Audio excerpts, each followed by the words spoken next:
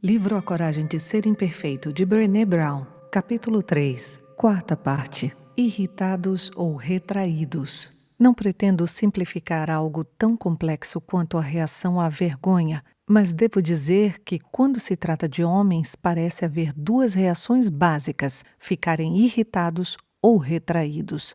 É claro que, assim como as mulheres, quando os homens aprendem a lidar com a vergonha, isso muda e eles passam a reagir com consciência, autovalorização e empatia. Mas sem essa tomada de consciência, quando os homens sentem aquele surto de inadequação e insignificância, eles geralmente respondem com raiva ou se retraem completamente. Depois de ter coletado dados suficientes nas entrevistas para começar a identificar temas e padrões marcantes, agendei reuniões com terapeutas homens especializados em comportamento masculino.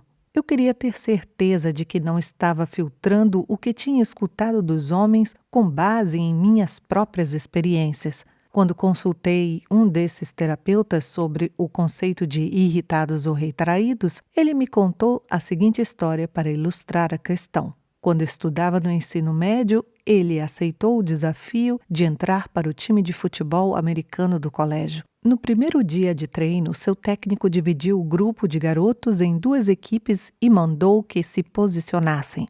Ele tinha crescido praticando o esporte em seu bairro, mas esta era a primeira vez que ele se perfilava em um campo, com uniforme e proteções, frente a frente com os garotos, cujo objetivo era derrubá-lo.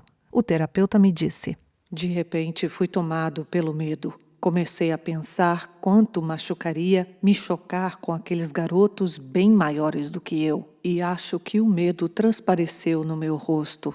Enquanto tentava disfarçar o medo, o treinador gritou para ele: "Não seja baricas, fique na posição." Ele disse que a vergonha então tomou conta de seu corpo. Naquele momento ficou muito claro para mim como o mundo funciona e o que significa ser homem. Não ter permissão para sentir medo, não ter permissão para demonstrar o medo, não ter permissão para ficar vulnerável. Quando lhe perguntei o que fez em seguida, ele me olhou nos olhos e disse: "Eu transformei meu medo em raiva e fui com tudo para cima do cara na minha frente. Funcionou tão bem que passei os 20 anos seguintes da minha vida transformando meus medos e vulnerabilidades em raiva e atacando todos que estivessem por perto. Minha esposa, meus filhos, meus funcionários. Eu não conhecia outra maneira de disfarçar o medo e a vergonha." O medo e a vulnerabilidade são emoções poderosas. Não há como simplesmente ignorá-los. Você tem que fazer algo com eles. O terapeuta então concluiu: "Comecei a fazer terapia quando minha raiva saiu do controle e passei a beber mais, prejudicando meu casamento e o relacionamento com meus filhos. É por isso que trabalho com isso hoje." A resiliência à vergonha, com os 4 elementos que vimos no capítulo anterior, tem a ver com um meio termo, uma opção que nos permita abraçar o momento e encontrar a coragem emocional de que precisamos para reagir de uma maneira que não contrarie nossos princípios. Sou tão exigente com os outros quanto sou comigo mesmo. Assim como o pai que podou o talento de seu filho artista ou o treinador que pegou pesado com seu time de garotos, as mulheres também podem ser muito duras com outras mulheres. Somos exigentes com as outras porque somos muito exigentes com nós mesmas. É exatamente assim que o julgamento funciona. Achar alguém para rebaixar, julgar ou criticar se torna uma maneira de escapar da teia ou de desviar a atenção. Se você está se saindo pior do que eu em alguma coisa, imagino que minhas chances de sobrevivência sejam maiores. Meu marido e eu conhecemos alguns salva-vidas e professores de natação. A grande regra do salvamento é utilizar todos os recursos possíveis antes de saltar e tentar tirar alguém da água. Mesmo que seja um exímio nadador e que a pessoa que está em dificuldade tenha metade do tamanho dele, alguém desesperado fará tudo para salvar a si mesmo, para conseguir manter o fôlego, inclusive empurrar o salva-vidas para o fundo no seu esforço de sobrevivência. O mesmo acontece com as mulheres na teia da vergonha. Estamos tão desesperadas para nos livrar da vergonha que ficamos constantemente atacando as pessoas à nossa volta quando nos sentimos ameaçadas.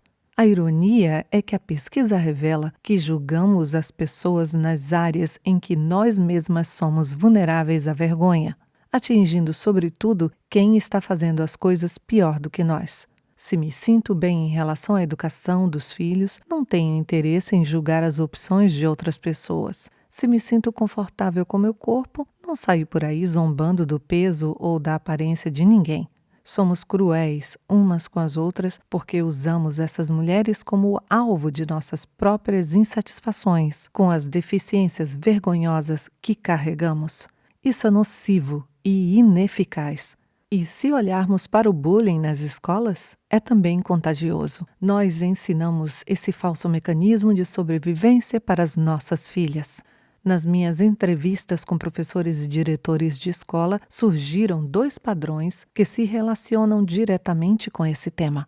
O primeiro padrão é que, muitas vezes, as crianças que se envolvem com a prática do bullying ou competem por posição social, degradando as outras, têm pais que se comportam da mesma maneira com elas. Quando se tratava de garotas, a frase que surgia com frequência nas entrevistas era: os pais delas não estão preocupados com seu comportamento. Eles têm orgulho de que ela seja uma garota popular. Um diretor comparou essa atitude com a dos pais que primeiro perguntam: bom, pelo menos meu filho ganhou a briga? Outro padrão que surgiu apenas nos últimos 2 anos da pesquisa é a idade em que isso acontece. Quando comecei este trabalho, o bullying ainda não era um tema relevante na sociedade. Mas como pesquisadora da vergonha, eu já dava importância a isso. Escrevi sobre o assunto na página de opinião do jornal Houston Chronicle há mais de 10 anos. Na ocasião, meu foco eram os adolescentes, porque a coleta de dados apontava a adolescência como a idade em que esses casos mais ocorriam. Nos últimos anos, entretanto, constatei que muitos meninos e meninas têm se envolvido nesse padrão de comportamento já nos primeiros anos escolares. Como romper esse círculo vicioso? Talvez dando o exemplo de que a solução para se livrar da vergonha não é rebaixar pessoas que estejam na mesma situação que nós, mas ao contrário, darmos as mãos e tentarmos sair delas juntos. Por exemplo, se estivermos em um cinema e observarmos uma mãe com o filho gritando, fazendo manha e jogando pipoca no chão, nós temos uma escolha. Se escolhermos usar esse momento para confirmar que somos pais ou mães melhores e que ela está presa na teia de uma maneira que não estamos, iremos lançar olhares de desaprovação e seguir nosso caminho. Porém, a outra escolha é olhar nos olhos daquela mãe em dificuldade de maneira compreensiva, tentando transmitir com um sorriso amigável a mensagem: você não está sozinha. Já passei por isso, e assim fazê-la se sentir mais acolhida e segura. Isso é empatia, e empatia requer vulnerabilidade, pois sempre corremos o risco de levar um fora, mas ainda assim vale a pena. O número crescente de homens e mulheres dispostos a correr risco da vulnerabilidade e partilhar suas histórias de vergonha me dá muita esperança. Vejo isso em atividades de aconselhamento formais e informais, nos blogueiros que usam a tela para dividir suas experiências com os leitores, nas escolas que não só estão se tornando cada vez menos tolerantes com o bullying entre os alunos, mas também estão chamando à responsabilidade os professores, os inspetores e os pais. Os adultos estão sendo cobrados a promover um modelo de sanidade emocional que tanto querem ver nas crianças e nos jovens. Há uma transformação silenciosa acontecendo que está nos levando de afrontar o outro para nos aproximar do outro. Sem dúvida, essa transformação exigirá saber lidar com a vergonha. Se estivermos dispostos a usar grandemente, a nos arriscar, ficando vulneráveis, nos libertaremos da teia e reconheceremos nosso valor. Homens, mulheres, sexo e imagem corporal. Em 2006, tive um encontro com 22 estudantes universitários para falar sobre a vergonha.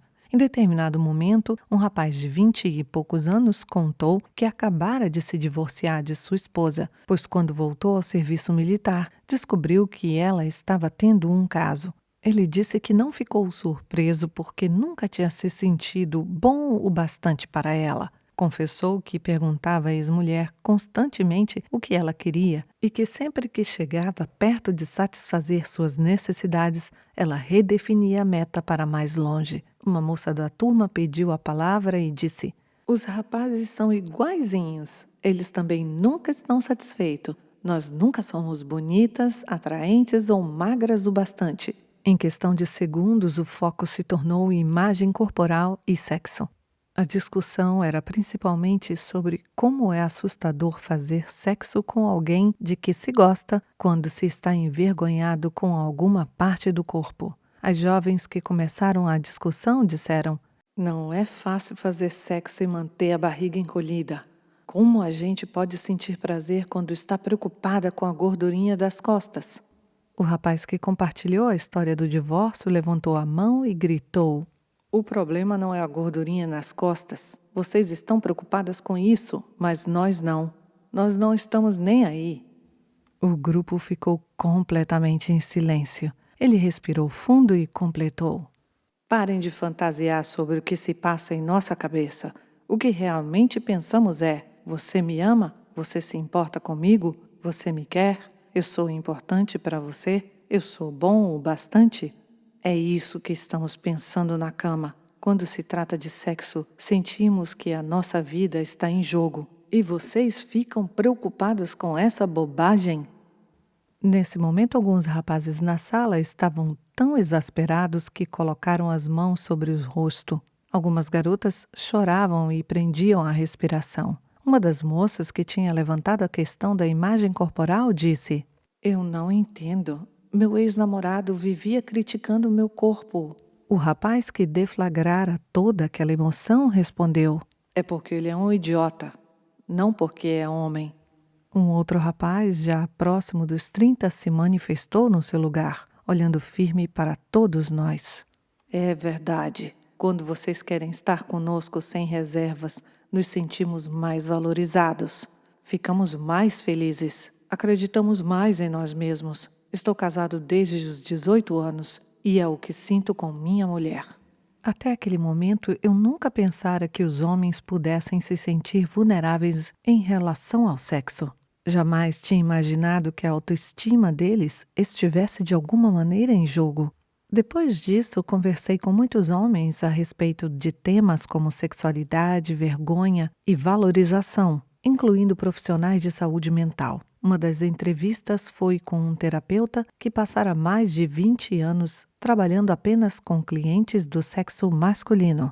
Ele me explicou que os homens aprendem desde muito cedo que a iniciativa do sexo é responsabilidade deles e a rejeição sexual logo se torna a marca registrada da vergonha masculina.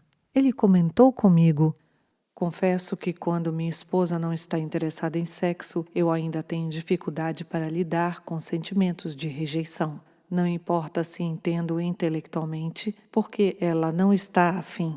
Fico vulnerável e é muito difícil." Quando lhe perguntei a respeito do trabalho que ele desenvolve sobre vícios e pornografia, ele me deu uma resposta que me ajudou a compreender esse assunto a partir de uma perspectiva inteiramente nova. Ele disse: "Por $5 e 5 minutos, você acha que está tendo o que precisa e sem riscos de ser rejeitado." O motivo dessa colocação ter me impactado tanto foi por ser absolutamente diferente do que as mulheres pensavam. Depois de entrevistar mulheres por uma década, ficou claro que elas acham que os homens buscam pornografia por não gostarem da aparência delas e ou por causa de falta de competência delas na área sexual. No fim da minha entrevista como terapeuta, ele disse: "A grande revelação é que o sexo é assustador para a maioria dos homens. É por isso que todas essas coisas, da pornografia à violência, são tentativas desesperadas de exercer poder e controle. A rejeição é profundamente dolorosa." Desenvolver um relacionamento íntimo, físico ou emocional é quase impossível quando nossos mecanismos de vergonha estão ativados com força total. Algumas vezes, esses acessos de vergonha estão diretamente ligados ao sexo e à intimidade. Porém, com muita frequência, são os gremlins lançando confusão sobre os nossos relacionamentos. Como vimos, os motivos mais comuns para a vergonha estão relacionados à imagem corporal, envelhecimento, aparência, dinheiro, criação de filhos, maternidade e paternidade, esgotamento, ressentimento e medo. Quando perguntei a homens, mulheres e casais como eles praticavam a espontaneidade de uma pessoa plena em torno desses tópicos tão delicados, uma resposta surgiu repetidas vezes. Com conversas sinceras e afetuosas que requerem grande vulnerabilidade. Precisamos ser capazes de falar sobre como nos sentimos, sobre o que necessitamos e desejamos, e precisamos ouvir com o coração aberto e a mente aberta. Não há relacionamento íntimo sem vulnerabilidade. As palavras que nunca podemos desdizer. Quando converso com casais, consigo ver como a vergonha produz uma das dinâmicas mais letais para um relacionamento. As mulheres que sentem vergonha quando acham que não são ouvidas ou valorizadas costumam lançar mão de críticas e provocações. Por que você nunca faz o bastante? Ou você nunca faz isso direito?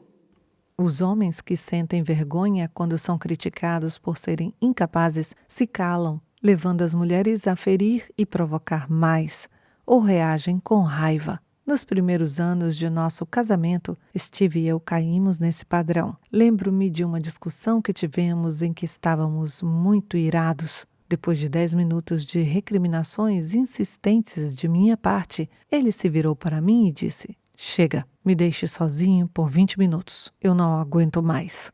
Ele se trancou no quarto e isso me deixou tão enlouquecida que esmurrei a porta e o desafiei. "Volte aqui e brigue comigo." Naquele instante, quando eu vi a mim mesma, percebi o que estava acontecendo. Ele tinha chegado ao ponto de se fechar ou reagir com raiva e eu estava me sentindo desprezada e incompreendida. A consequência foi o desespero mútuo. Steve e eu completamos 18 anos de casamento. Ele é, sem dúvida, a melhor coisa que já me aconteceu.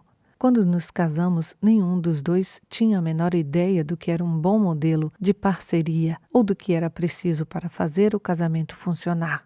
Se alguém nos perguntar hoje o que consideramos a chave do sucesso de nosso relacionamento, a resposta será vulnerabilidade, amor, humor, respeito, esforço para se libertar da vergonha e uma vida livre de culpa.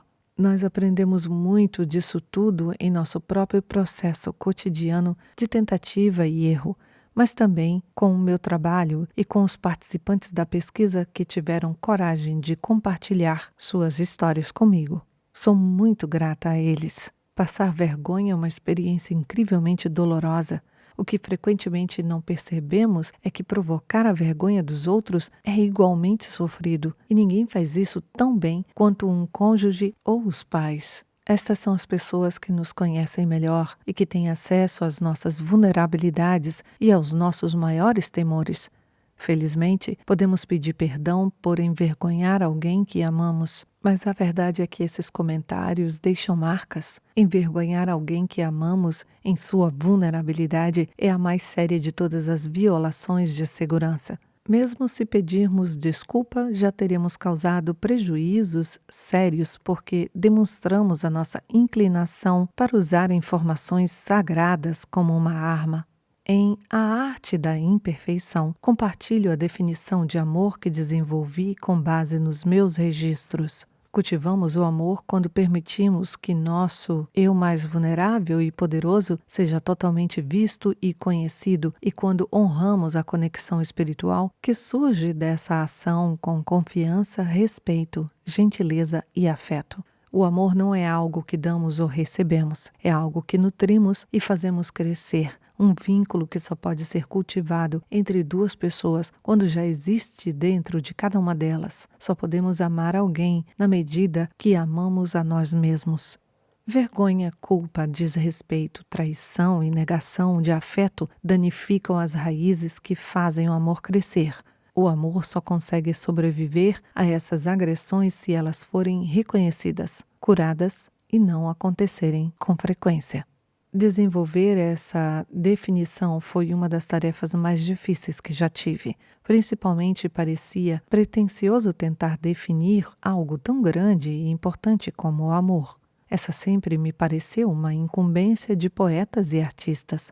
Minha motivação não era esgotar o assunto, mas iniciar uma conversa sobre o que precisamos e queremos do amor. Confesso que combati os dados da pesquisa com todas as minhas forças. Eu ouvia repetidamente dos participantes que o amor próprio era um pré-requisito para amar os outros e detestava isso. Às vezes, é muito mais fácil amar o Steve e as crianças do que amar a mim mesma. É muito mais fácil aceitar suas peculiaridades e excentricidades do que praticar o amor próprio, convivendo todos os dias com meus enormes defeitos. Mas tendo praticado o amor próprio com perseverança nos últimos anos, posso afirmar que isso aumentou incomensuravelmente a qualidade dos meus relacionamentos. Ao amar a mim mesma, ganhei coragem para me mostrar e ficar vulnerável de maneiras novas, e é disso que se trata o amor. Alguns de nós são ótimos em fazer declarações de amor, mas estamos mesmo indo além das palavras? Estamos conseguindo ser nosso eu mais vulnerável? Estamos mostrando confiança, gentileza, afeição e respeito para com os nossos parceiros? Não é a falta de declarações de amor que nos coloca em dificuldade nos relacionamentos.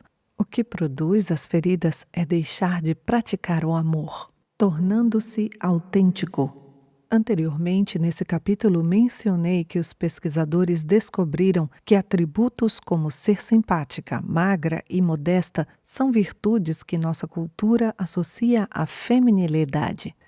Pois, quando examinaram os atributos ligados à masculinidade nos Estados Unidos, os mesmos pesquisadores identificaram os seguintes: conquista, controle emocional, assumir riscos, violência, domínio, hedonismo, autossuficiência, supremacia no trabalho, poder sobre as mulheres, desprezo à homossexualidade e busca de status. Entender essas listas e o que elas significam é de fundamental importância para compreender a vergonha e promover a resiliência. Como expliquei no início deste capítulo, a vergonha é universal, mas as mensagens e expectativas que a despertam são organizadas por gênero. Essas normas femininas e masculinas são o fundamento dos mecanismos de vergonha, e eis o porquê. Se as mulheres quiserem cumprir as regras, elas precisam ser doces, magras, bonitas, caladas, mães e esposas perfeitas e não ter poder. Quem não alcançar essas expectativas vai cair na teia da vergonha. Os homens, por outro lado, precisam parar de sentir, começar a conquistar, botar todos em seus devidos lugares e se esforçar para chegar ao topo ou morrer tentando. Se empurrarem a tampa de sua caixa para pegar um pouco de ar, a vergonha acabará com eles.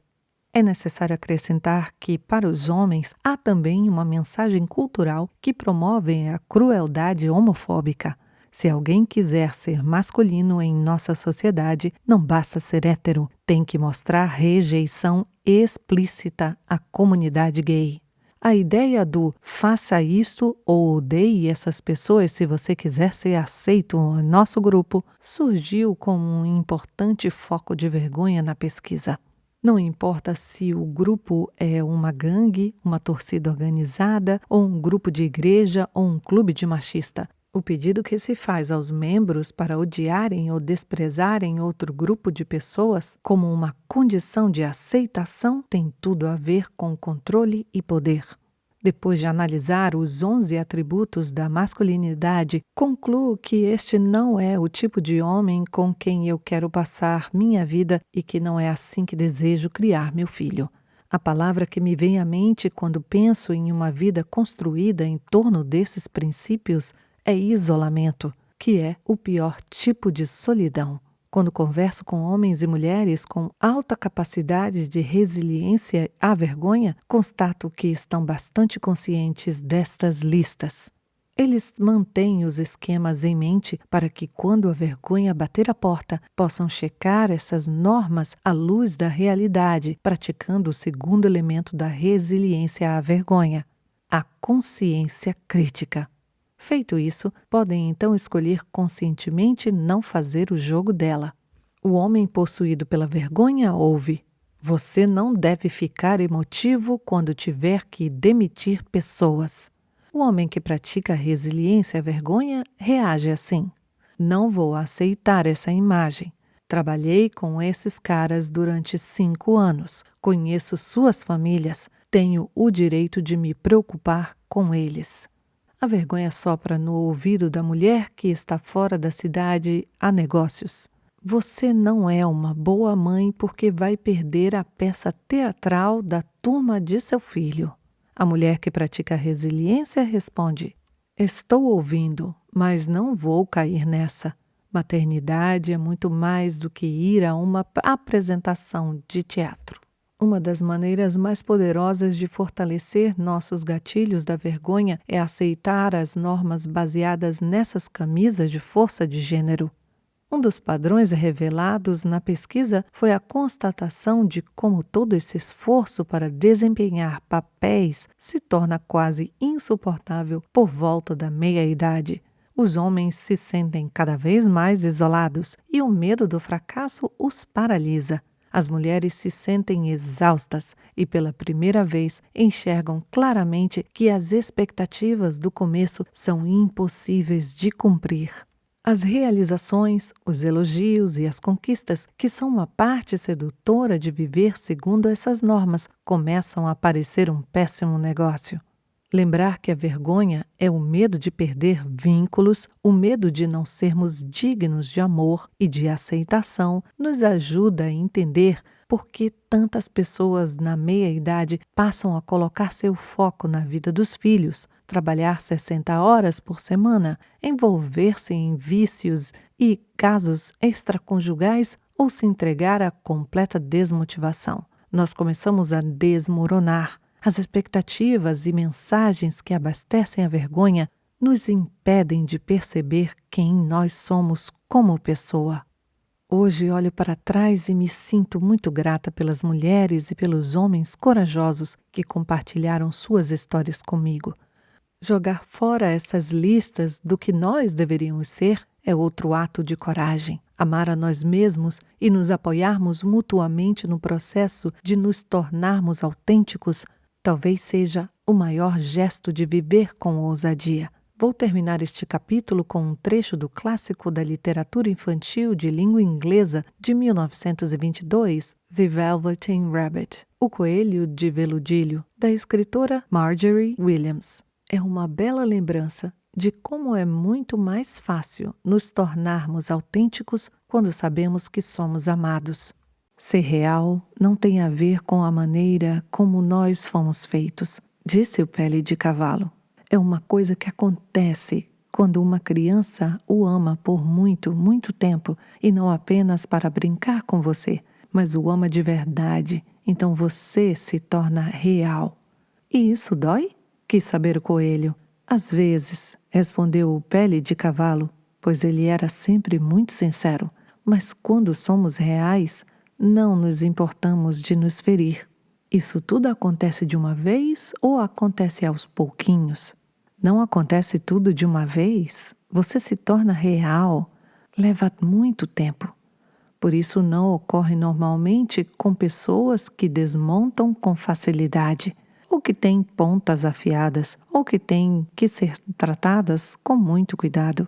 Geralmente, quando você se torna real, a maior parte do seu pelo já caiu, seus olhos pularam para fora, suas juntas já se curvaram e você está bem surrado. Mas essas coisas não incomodam mais, porque quando alguém se torna real, não pode mais ser feio, a não ser para as pessoas que não entendem de nada.